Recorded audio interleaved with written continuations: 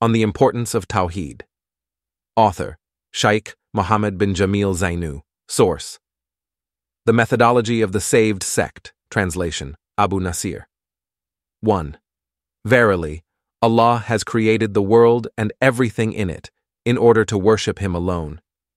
He sent the messenger to call the people to tawheed, and the noble Quran is concerned with the aqidah of tawheed in most of its chapters, and it explains the harm of shirk for the individual and the society. Shirk is the reason for destruction in this life and the reason for eternal destruction in the fire of the hereafter. 2. Verily, all the messengers began their call with tawheed, which they were commanded by Allah to convey it to the people. He, the Most High, said, وَمَا أَرْسَلْنَا مِنْ قَبْلِكَ مِنْ رَسُولٍ إِلَّا نُوحِي إِلَيْهِ أَنَّهُ لَا إِلَهَ إِلَّا أَنَا فَاعْبُدُونَ. We have not sent before you from the messengers, except we inspired to him that he is the only one worthy of worship, so worship him. She 21:5.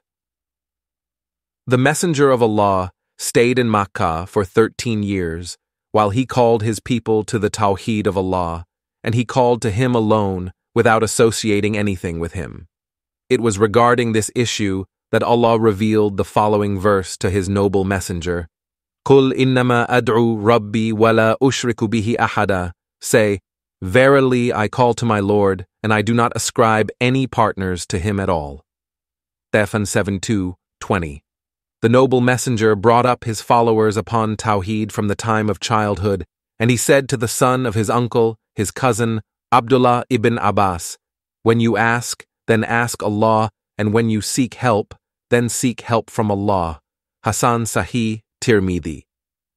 This tawheed is in reality the religion of Islam, which is built upon it, and anything other than it is not accepted by Allah.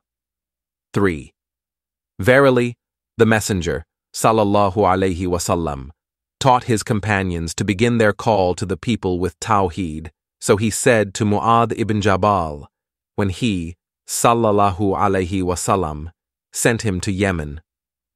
So let the first thing you call them to be the testification that none has the right to be worshipped except Allah, and in another narration, that they worship Allah alone. Bukhari and Muslim. 4. Tawheed is embodied in the testification that none has the right to be worshipped except Allah, and Muhammad is the messenger of Allah. Its meaning is that there is no one who is worthy or deserving worship except Allah, and there is no worship except that which the Messenger of Allah came with. This is the testification which allows an unbeliever to enter into Islam, since it is the key to paradise, and the one who testifies to it and believes it enters into paradise as long as he does not invalidate it by shirk or a word of disbelief. 5. The disbelieving Quraysh offered the Messenger of Allah, sallallahu alaihi wasallam, kingship, wealth, and wives, and other than that, from the pleasures of this life, in exchange for him abandoning the call to tawheed and abandoning the attacks against the idols. However, he did not desire that from them. Rather, he continued his call and endured the onslaught along with his companions, until the call to tawheed was victorious after 13 years. After which Makkah was conquered, and the idols were destroyed. The Messenger of Allah, sallallahu alaihi wasallam, recited, وَقُلْ جَاءَ الْحَقِّ وَزَهَقَ الْبَطِلُ إِنَّ الْبَطِلَ كَانَ زَهُوقًا.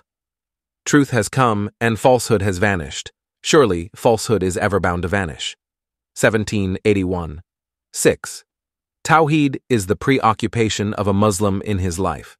So he begins his life with tawheed, and he ends his life with tawheed. His task in life is to establish tawheed and the call to tawheed, since tawheed unifies the believers and gathers them upon the statement of tawheed.